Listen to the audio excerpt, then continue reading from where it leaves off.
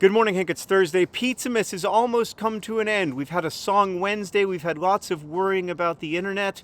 And now it's almost over. I will miss Pizzamas desperately, but also I do need to go back to having a real life. All this Pizzamas stuff available only until this weekend. Hank, your song yesterday didn't just give this video its title. It also reminded me that I like being alive, especially when I'm here, outside. I used to be a confirmed inside cat, but that's changed in the last 20 years. These days, I like getting outside. I like feeling the air on my skin. So here I am in my kids' treehouse that my friend Alex and I built together, and that the kids never really used because by the time we built it, they were too old. But I still have a nice memory of building this treehouse. Alex is a really good carpenter, and it will surprise you to learn that I am a rank amateur, so I mostly just did what he instructed me to do. But still, over the course of one long weekend, we created something that had not existed before. But Hank, I think your song is basically correct, that we need some kind of slow internet movement, or to make radical change in our online discourse such that we use the internet parts that are useful and reject the parts that are nuance-free and bad faith. Which is, of course, a lot, and it's about to get weirder because a tremendous amount of content being generated now isn't actually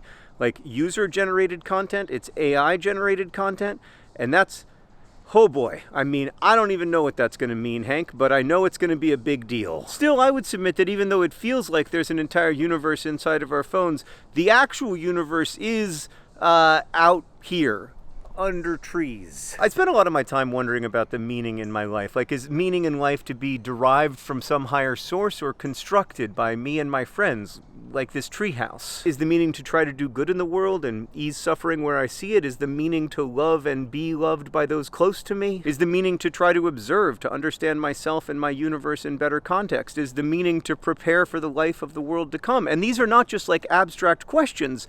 They affect my actual choices. Like, should I stay home with my family or should I go to a TB conference? Am I better off trying to raise the most money for PIH via Pizzamas, where you can only get these shirts for the next few days? Or am I better off trying to do good in other ways, by lobbying Congress or talking to people about the stuff I care about? And I think maybe the answer, or one answer anyway, that I first thought of yesterday is that I should do what makes me like being alive. Like alleviating suffering makes me like being alive. Being with the kids makes me like being alive. Writing makes me like being alive. But I don't do a lot of the stuff that I know makes me like being alive, like walking in the woods, for instance. And you know what? Let's go for a walk in the woods right now. I like being with trees because they outnumber us by a very wide margin, and also in many cases will dramatically outlive us. Like, to be with trees is to be reminded that this is a planet.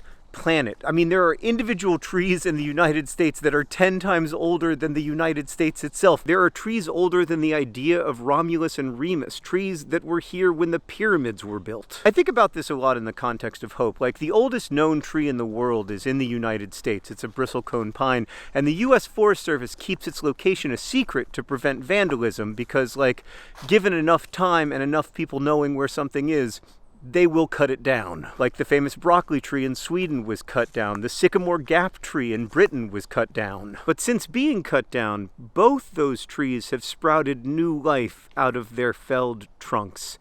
And if that's not a metaphor for hope, I don't know what is. In the future, the broccoli tree won't look like a broccoli tree. The sycamore gap tree won't look like it once did.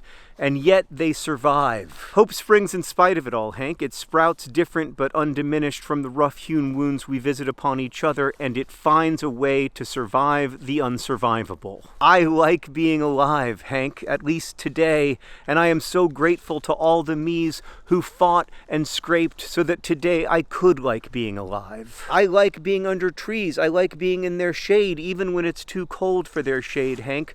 I like being alive. Thank you for reminding me of that so many times through the last 19 years. And I like being a land mammal. I like being reminded that I am an organism, which I didn't always like, but these days I find myself drawn toward the biological properties of myself, attached to the idea that I am a temporary but important force in this world. Hank and Nerdfighteria, thank you for being here with me on this exceptionally weird journey. I hope it continues for many years to come, but in the meantime, Hank, I will see you tomorrow.